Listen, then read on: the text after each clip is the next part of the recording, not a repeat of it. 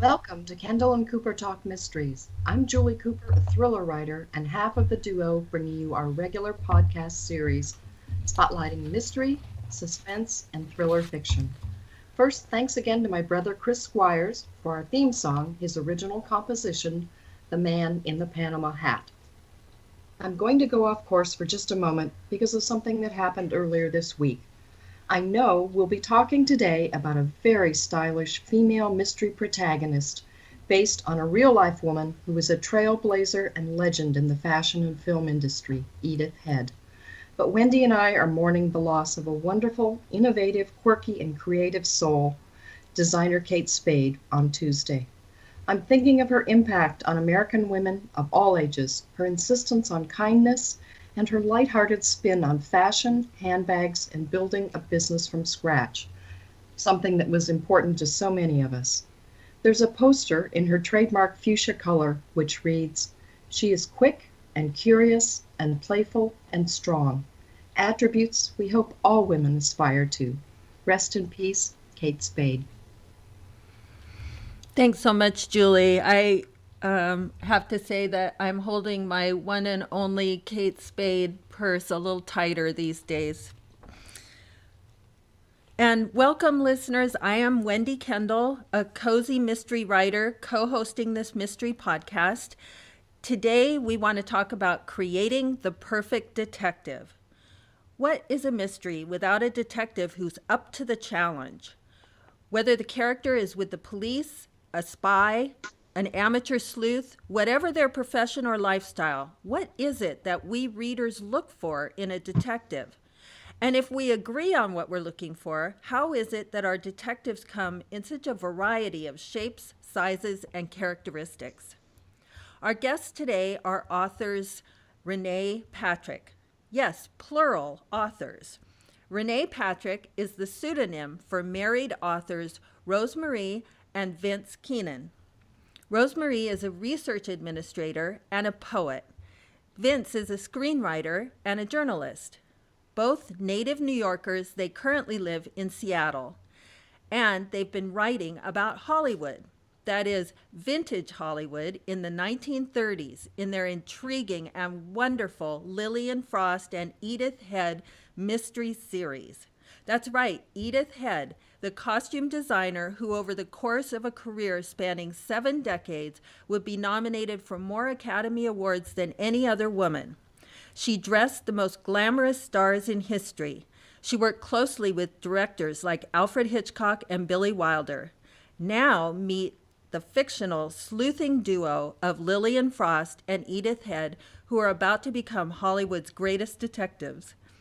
Rosemarie has worked as an administrator at Seattle's Fred Hutchinson Cancer Research Center for over 20 years. She's very proud of her 3rd place finish on Jeopardy in 2005. Her poetry has been featured at the 5-2 Poems on Crime website and in Silver Birch Press's anthology, Noir Erasure Poetry. Vince has been a video game writer and designer and currently has several screenplays in development. He's a cocktail columnist for Eat Drink Films and managing editor of Noir City, published quarterly by the nonprofit Film Noir Foundation. His book, Down the Hatch, One Man's One-Year Odyssey Through Classic Cocktail Recipes and Lore, collects the first 52 of his Cocktail of the Week essays, featured in Slate and usatoday.com. The book has become a Kindle bestseller. Now that you know a little bit about them, we're rolling out the red carpet for Renee Patrick, Rosemarie and Vince Keenan, the authors of the all-stars Design for Dying and Dangerous to Know mysteries that are classic Hollywood vintage murder. Welcome. Thank you so much. We're so happy to be talking to you today. It's a real treat. We're thrilled. I'm going to start out talking about your wonderful website, reneepatrickbooks.com. I encourage all our listeners to go there and investigate all the great information, including a fun blog.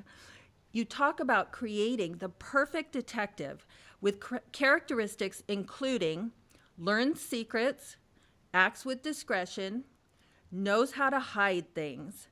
Can you tell us a little about your characters Lillian Frost and Edith Head as perfect detectives? Well, we thought that Edith is the perfect detective because she's somebody who knows secrets. Who knows secrets better than a designer? The actresses come in, they shed their clothes, they're down to their briefs, and Edith takes their measurements and hears their complaints about their lives and their directors, and we kind of take it from there. She's got the access to all the inside secrets in Hollywood. And the attitude. That was the other thing that really drew us to her as a detective. She's got the perfect temperament for the job. I mean, we begin with somebody who's in the room with people in the know, who have things to hide, and she's trusted with what they have to hide. And the other thing is, of course, she's a costume designer, and everything has to fit. Oh. That's, to me, trademark detective stuff. We've got to make sure that all these pieces fit into place. That's awesome. And what about Lillian Frost?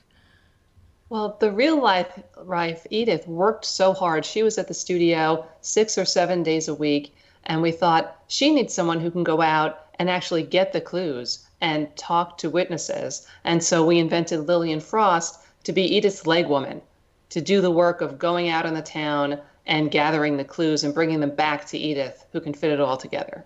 And what we liked about putting the two of them together is that in some respects, the two of them are very different. Edith is very familiar with the reality of show business, while Lillian, who is younger and a little fresh-faced and new to California, is still very susceptible to the illusion of show business.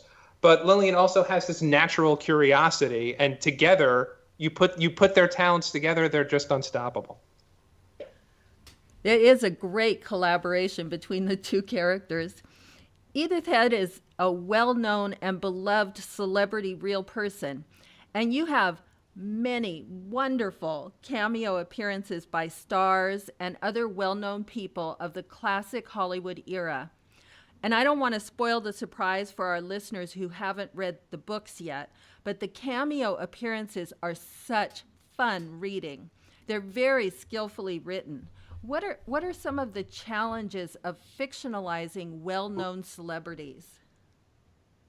Well, the first challenge is we have to make sure that the reader actually knows that they're real-life celebrities. I mean, we have some cameos in the book where I'm convinced some of the readers aren't aware that that's based on a real person.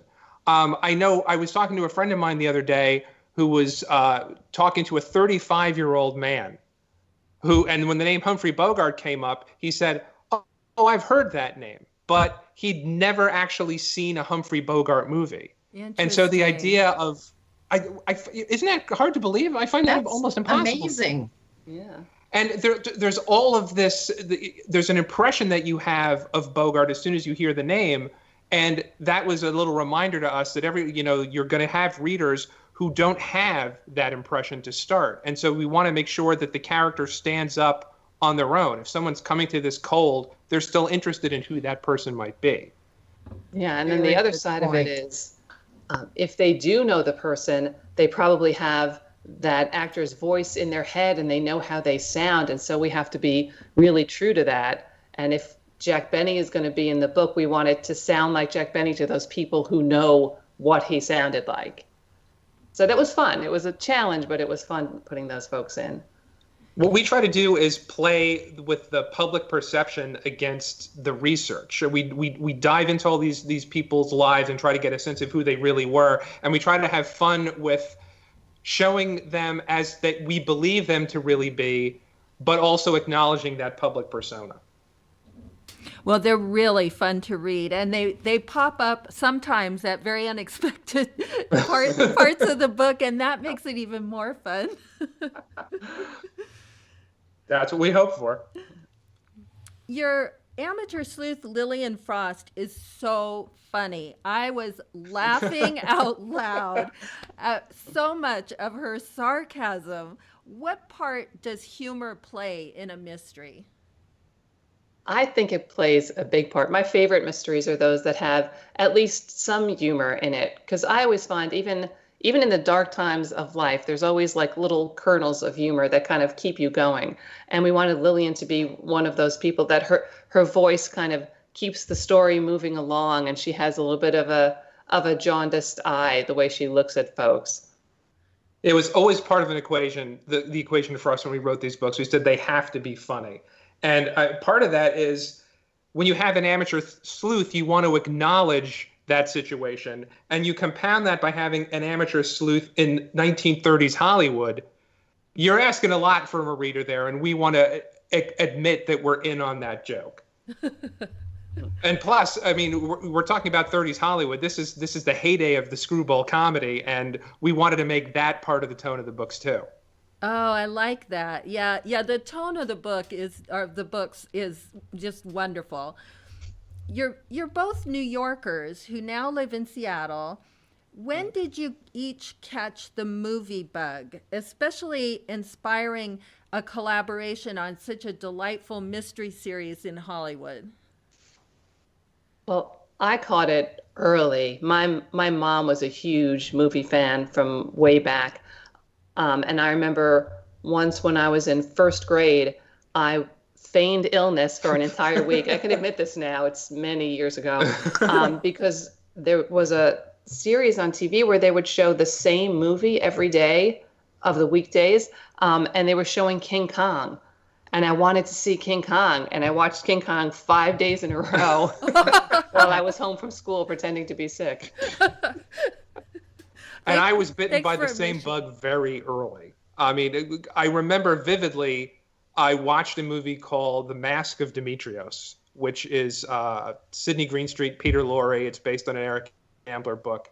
And I was about 9 years old, and I was completely riveted by this movie. And I remember my parents coming home and thinking, why is a 9-year-old kid staring at a black and white movie? They thought that was very strange. And there was just something about it that seemed very sophisticated and mysterious to me. And so from a very early age, I was drawn not just to movies, but to classic movies. I still don't really know why. Interesting. What are the joys and the challenges in writing together? I was trying to sort of figure out as I was reading the books. I mean, like, do you each write different parts of the books, or are you like assigned different characters, or how does your collaboration work? We've done a lot of panels where we talk with other teams of writers, people who work as a duo, and we figured out two things from this experience. First, every duo has a different approach. And secondly, ours is the worst approach by far. The most time consuming, but yeah. The least efficient. Like, we do not recommend what we do to anybody. So we have to get that out of the way first. I mean, but the first thing that we do is we outline the book in detail. Together. Because we want to make sure that we each know what's going to be in each scene and what order those scenes are going to be in. But when it came to writing design, we sort of took our own approach to that. Well, I decided that I needed to write the first draft, having been, an administrator for my career, and written some poetry and tried some short fiction. I had never done anything like attempts to write a novel, and I thought, I need to know that I can do it. So I jumped in and wrote the first draft of Design for Dying. And I gave it to Vince, and he said, wow, this is amazing. This is great for your first draft ever. Now go write a second draft. Oh, no. So I did. Yes. And at that point, I took that draft and I said, okay, I can work with this and develop it, add my own kind of flavor to it. And as a result of that process of us each going through and writing a draft, we sort of figured out organically what Renee Patrick sounded like. And I think that was an integral part of the process, because when we did the second book, the first book, no one was waiting for it. It was just like a project we were doing for fun on the weekends and at night, and there were no demands on us. When we signed a deal that included a second book, we said that approach isn't going to fly anymore. And we reversed roles. So I wrote the first draft, and then Rosemary went through and edited it. And that moved so much more quickly, because by then we knew what Renee sounded like. Another characteristic of perfect detectives is that they always have a theory or theories that they pursue. So your Detective Moreau in the books is such an interesting LAPD cop, putting together clues and coming up with theories. And he's such an interesting contrast to the world of Tinseltown. Can you tell us a little bit about how you envisioned your character, Detective Moreau? Well, it's so funny that you point that out, because the very first thing that we said about Gene was the main thing about the character is that he has to not really know or care about movies at all. He doesn't fall for any of this Tinseltown glamour. He is just a flatfoot in LA. And that was integral to how we came up with his character. And then the other thing is that the LAPD at that time was notoriously corrupt. And we were interested in writing a character who, at least superficially, seems like he's apart from that, but he has this very clouded history that he can't shake. There's a story about him, about some bad things in his past. His own partner actually thinks he might have done something terrible that nobody really wants to acknowledge. And we thought, let's just plant that seed early, and eventually we're going to unravel the mystery of Gene's background. That was so engaging too, I have to tell you. I mean, you really pulled me in with that too. Oh, great. And it's something for Lillian finds it intriguing as well, and so we wanted to have that in there. Yes. In Design for Dying, we never meet the victim, Ruby, when she's alive, but we learn a lot about her through other characters, and particularly through Lillian Frost's memories. Sometimes those memories are quoted sayings. For example, "Stay calm, mermaid. Look them in the eye and tell them what they want to hear. It's the only way to get by in this town." What made you think of this, what I felt was a very effective way to give the reader added context about the victim, Ruby? Well, it's funny. At one point during the process, I said to Vince, are we doing this right? It seems like Ruby is the most interesting character in the book.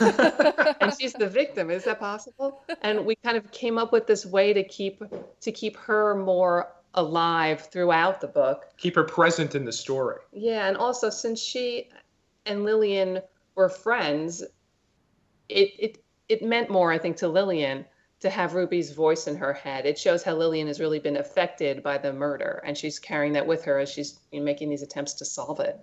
Right, when Rosemary pointed that out to me, I initially thought, well, that's actually not a problem at all. That's a good problem to have. And the question is just, how can we take Ruby and allow her spirit to haunt the story, basically? And we've carried that through in the second book, because we were faced with a similar situation in Dangerous to Know, where Lillian and Edith are asked by Marlene Dietrich to track down a composer who we never meet on the page. And Rosemary had the great idea of saying, well, if he is a composer, we can meet him through his songs. We can weave his work all the way through the book. I just don't know what we're going to do, how we're going to pull this trick off again. We're running out of gimmicks here. Well, I do think those are really effective. You develop so much compassion and understanding of the victim. It works really well. There's a lot about your setting in the books. For example, I'll give you a quote. "Hollywood is lousy with beauty queens. Ruby taught me that. Every girl convinced she's the next Jean Harlow comes to town with a sash buried in her suitcase, proclaiming her Miss Apple Blossom or Harvest Princess." And then also at the beginning of your book, on the quote page to the book in Design for Dying, I really like that quote. It's from Barbara Stanwyck's line in Babyface, 1933, "What chance has a woman got?"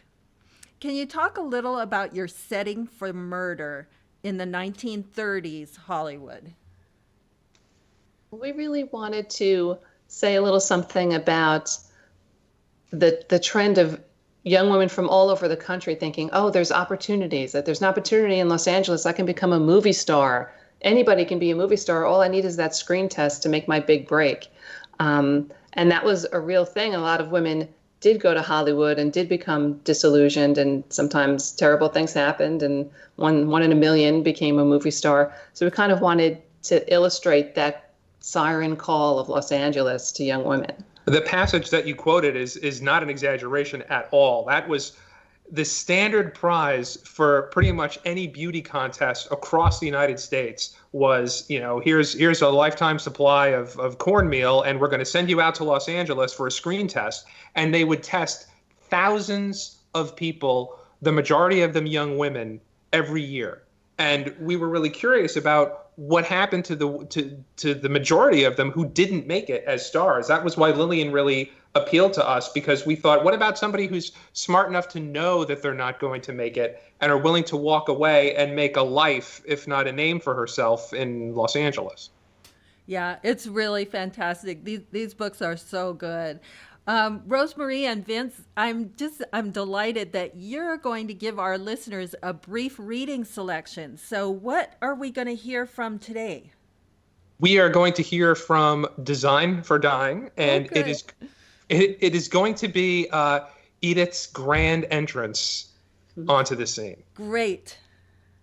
Okay. The tingle began as we tooled within view of the wrought iron Bronson gate.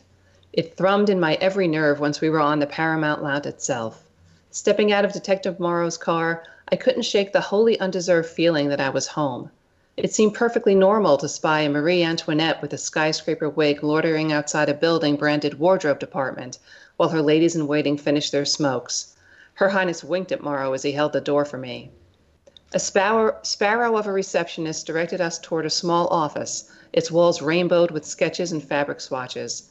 Twin drafting tables faced each other in the room's center. Perched before one of them was a pert brunette grimacing at her handiwork. "Good afternoon, we're looking for..." Morrow consulted his notebook. "Edith Head?" "Not me, I'm Adele Balkan." Happy to be distracted from whatever was vexing her, she hopped off her stool. "Are you with the police? Edith's doing a fitting and asked me to take you in." We followed her down a lengthy hall to a door marked Travis Banton. Behind it lay a well-appointed outer office. Its sole occupant was a secretary blessed with striking silver hair held in place by matching antique barrettes.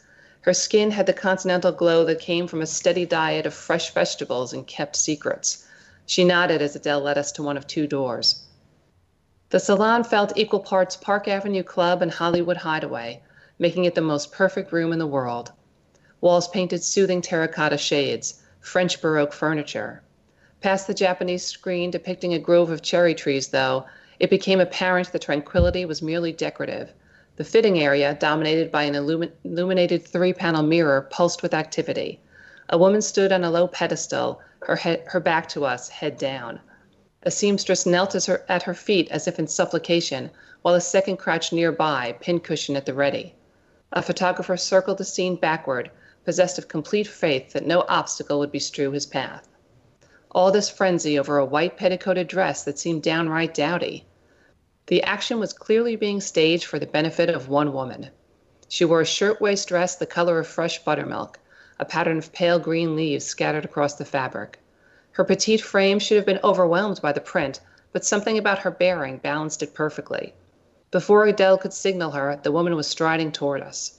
Her dark hair was cut into a bob, sharp bangs in a ruler straight line above eyes that moved past lively to ferocious. Thick, heavy-rimmed glasses only magnified their intensity as they took in the evidence box in Morrow's hands. As her gaze swept over me, I had the sense of my measure being taken, both ruthlessly and accurately. I straightened my spine and could have sworn the woman nodded in approval. "You must be Detective Morrow. I'm Edith Head." Oh, thank you so much. You set the scene so beautifully, and I could just, I feel immersed in that room already. Thank you so much for that reading. And I would like to point out that the dress that Edith is wearing is an actual dress that Rosemarie tracked down in a photo and said, that's the one that she's wearing when we first meet her. Oh, that's awesome. Perfect. A ton of research. Yeah. Just that little bit of detail. I mean, it just puts you right in the scene. It's great. Well, I know you're both native New Yorkers, but then you moved to Seattle, I believe, over 20 years ago and stayed put. In the Pacific Northwest, that makes you almost natives by now. What prompted the move across the country from the Big Apple to the Emerald City? The short answer to that is love and money. We had plenty of the first and not enough of the second. Certainly not enough to stay in New York City. All right. Yeah, it was, when was it? I guess the early 90s then, right? And it was just too expensive for us to be living in New York. And Seattle sounded like a great place, which it is. Yeah. Grunge was happening and Frasier was on. We got here right when everything was taking off. So. Oh, excellent. Oh, excellent. Well, we're glad you're here. And you're listed as occasional co-hosts on the Turner Classic Movies Noir Alley with host Eddie Muller. Can you tell us more about that program? Talk about a dream come true. We actually had the opportunity to go on Turner Classic Movies and talk about Edith Head and introduce some films. I think that was definitely an item on both of our bucket lists. Oh, we would have to say. Definitely. That's our favorite channel. Yes. But that came about because Eddie Muller is the founder of the Film Noir Foundation, where I work. And he's also the programmer of the Noir City Film Festivals that happen all over the country, including here in Seattle. And we've had the opportunity to introduce movies there and in Hollywood. I mean, another high point for us was we got to introduce the 75th anniversary screening of This Gun for Hire with Alan Ladd and Veronica Lake at a theater on Hollywood Boulevard. Oh, what a thrill. Just unbelievable. What a thrill. So Eddie, we were lucky enough that when Turner decided to have Eddie invite some guests on the show, we were the first people that he thought of, and we got to go on and introduce Phantom Lady, which is not an Edith Head movie, but has a fascinating true Hollywood crime involving the costume designer in the backstory. And then The Strange Love of Martha Ivers, which is a movie that Edith Head designed for Barbara Stanwyck, who's a character in Design for Dying. So that was that was heaven for us. Oh, great. And it sounds like it just gives you more and more material to work with. Oh, absolutely. Now, along with craft cocktails and stylish hats, noir seems to be making something of a resurgence, at least in urban areas.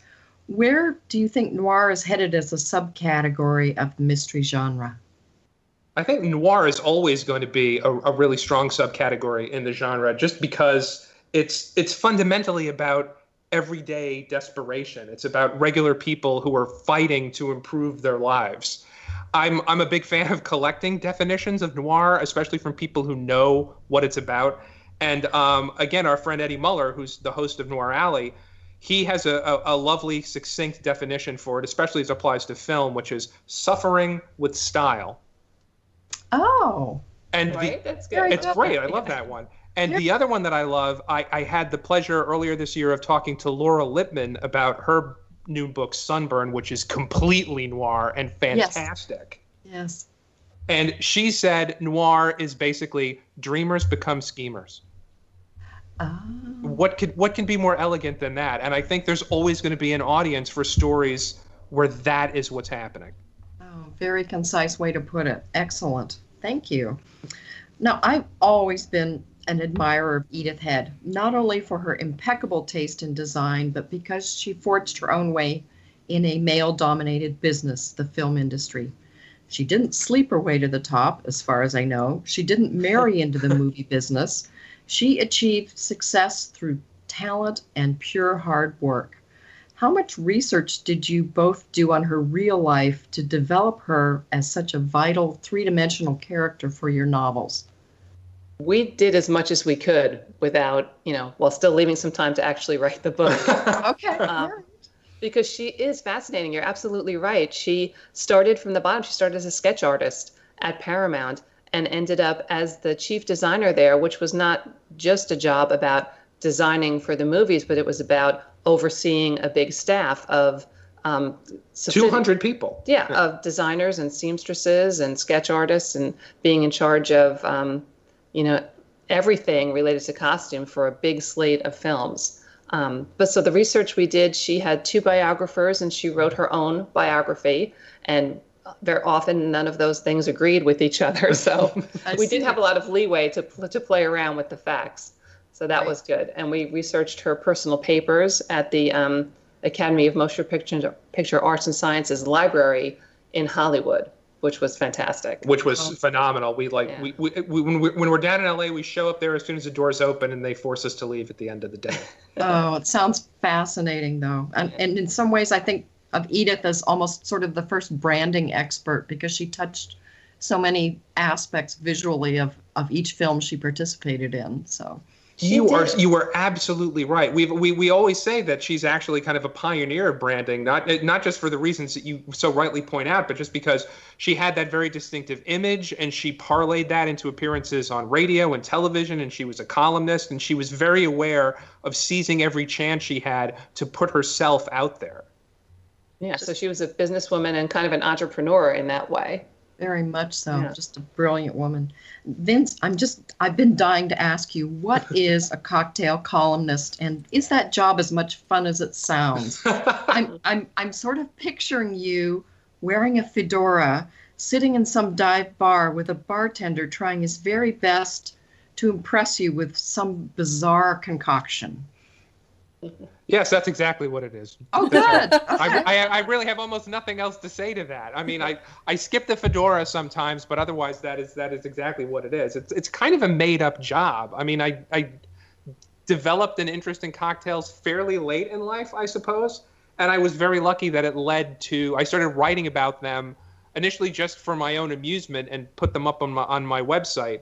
But that led to a number of jobs. I write about cocktails for Noir City and for Eat, Drink Films. And we have successfully managed to work cocktail references into both Renee Patrick books so far. And that's a goal of mine for the rest of them. There will always be some cocktail reference buried in there somewhere. Oh, excellent. Now, can you tell us about Malice Domestic? There was a reference, I think, on your website about a grant that you received, or perhaps an acknowledgement in one of your books, that you talked about how it helped support your work. Oh, it definitely did. We were writing the book and outlining Design for Dying, and saw that there was this, that Malice Domestic gave a grant every year to an unpublished novel. And we thought, we can send in the synopsis and the first few chapters of the book. And we were lucky enough to get the award. And so we were able to go to Malice Domestic, which is a fantastic conference on traditional mysteries. We went there for the first time and received this award in front of a ballroom full of mystery writers and mystery lovers.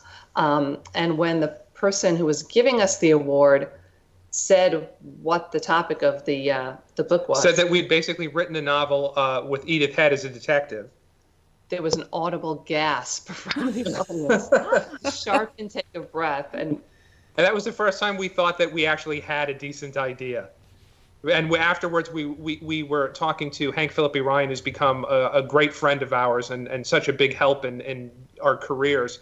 And she said, "Did you hear that noise? Do you know what that noise is? That's the sound of a room full of writers saying, 'Why didn't I think of that?'" And so good. The folks at Malice have been just so great to us and such a welcoming community. I honestly don't know if we would be here if it were not for what Malice Domestic did for us, and we will always be in their debt. Oh, that's high praise, and I'm sure well deserved. And thank you for talking to us and our listeners about what grants can do to help writers. That's wonderful. I love these 3 opening sentences from your book, Dangerous to Know. The food was too rich, for one thing. So were the guests. The dinner party was a dud long before the Nazis got involved. How can anyone stop reading at that point? What's next for the sleuthing duo of Lillian Frost and Edith Head? Can you give us some hints about another book in the series? We are researching book number 3 right now. We are deep in our usual plowing through movies and obscure bits of Hollywood history. The thing about these books is that Edith's long career, which you alluded to at the top of the show, gives us so much material to work with. And what we would love to do, what our dream is for this series, is to have it be sort of a female-centered history of Hollywood with Edith and Lillian at the core all the way through. Right, and maybe bringing up some unsung women throughout Hollywood history and letting the readers, giving them more information about them. Oh, I especially love that. Well, I'm going to jump into my segment here, and it's titled, Plot's the Thing, or Is It? I had the chance to dip back into David Morrell's wonderful book on writing after we interviewed him last week. It truly is a summation of a lifetime's experience in writing and teaching writing across many styles and genres. I think it's another book that I'll reread every year as I work my way through the next mystery or thriller in progress. Plot is something that so many writers struggle with, so his advice is useful to writers at any stage of their development and is somehow very comforting to those of us who toil in front of a blank screen. He repeats a statement from E.M. Forster, author of A Passage to India, who once said, "All good plots are a mystery." Plots are a basic form of narrative built around causality, the cause and effect relationship of this happened, and then this happened, but even more importantly, this is why it happened.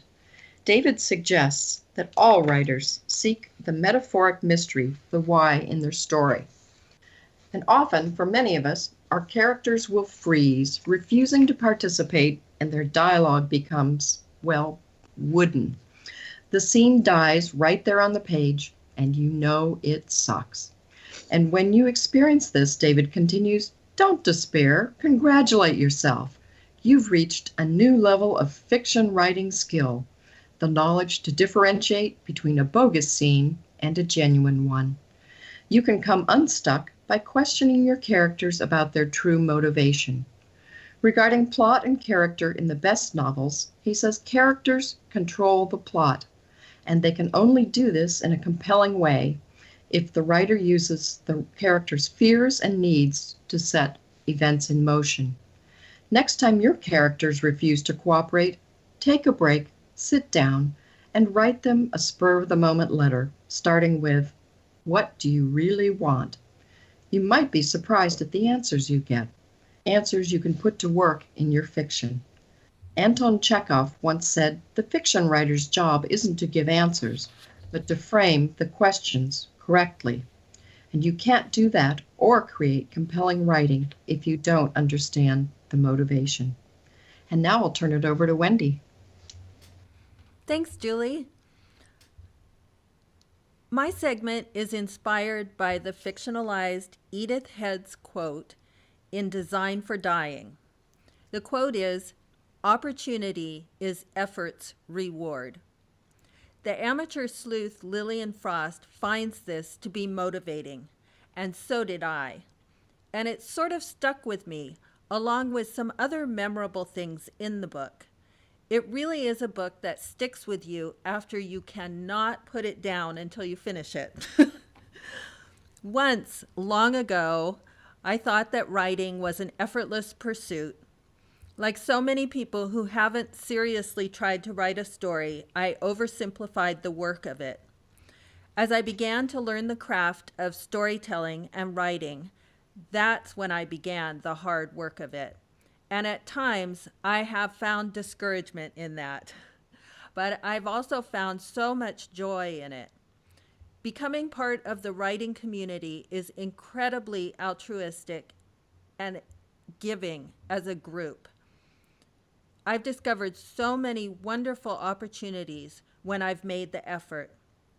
I've discovered great books and authors through my book recommendations column, through my book recommendations with the Chanticleers organization, and through this fun podcast.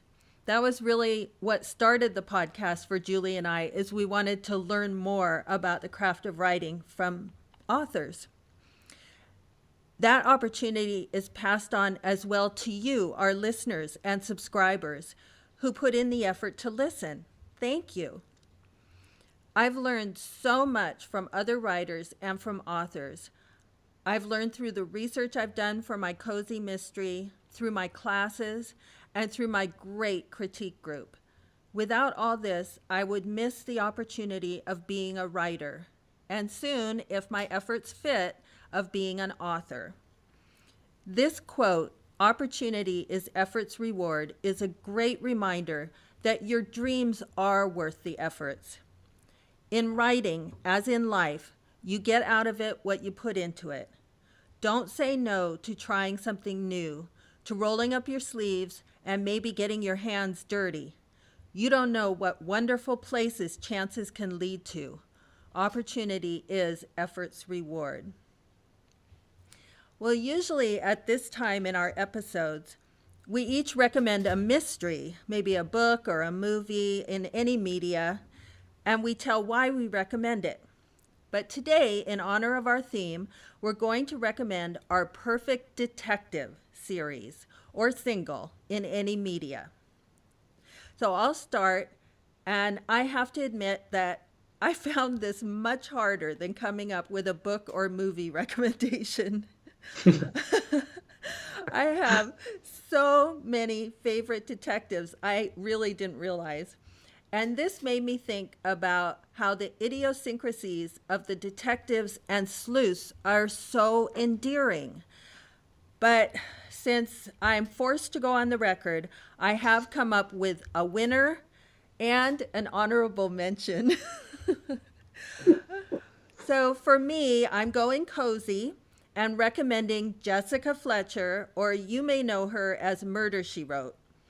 This character uses her mystery writing, storytelling, author skills to flesh out suspects, find clues, and come up with thrilling theories. I love that she's an older, single, strong, and independent woman, and such an unassuming detective type, and really cares about justice and the truth. Appalling, yes, that the police are always arresting the wrong suspect about halfway or 2/3 into each story.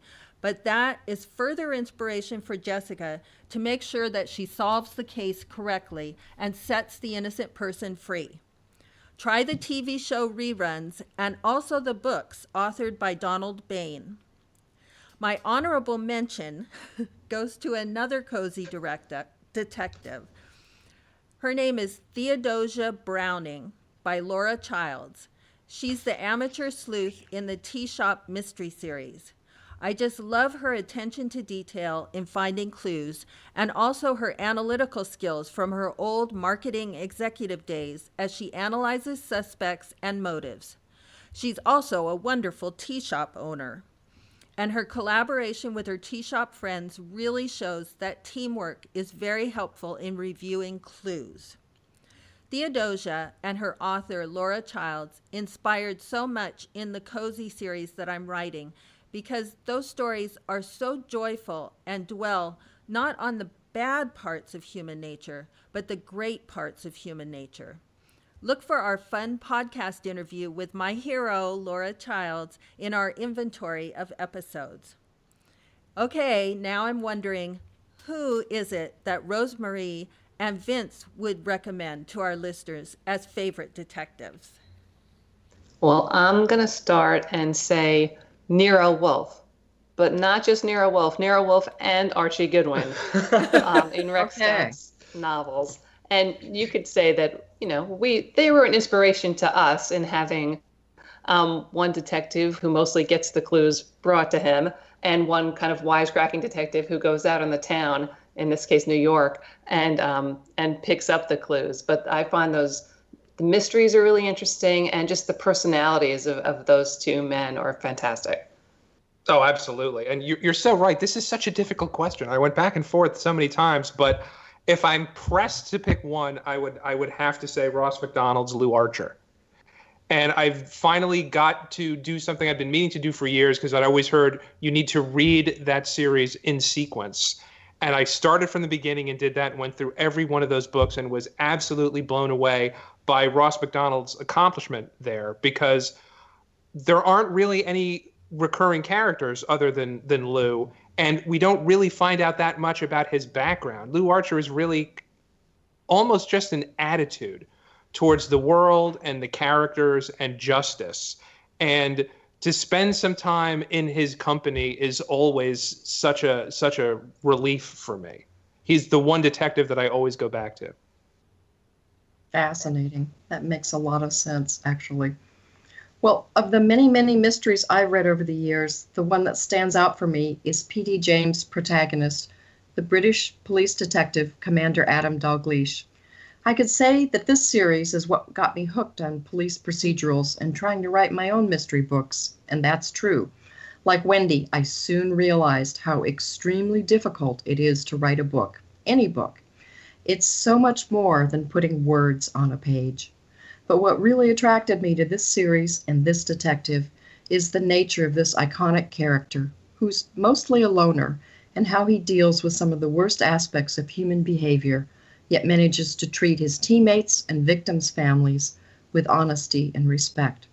For me, he'll always be the consummate detective because of his intelligence, his thoughtfulness, his observational skills, and his insights into human nature. The fact that he writes poetry didn't hurt either. Well, thanks again to Rosemary and Vince, also known as Renee Patrick, for talking with us about their delightful work and what it takes to successfully co-write mystery novels. We've loved revisiting the golden age of Hollywood, learning more about Edith Head through your work. Keep reading and keep writing.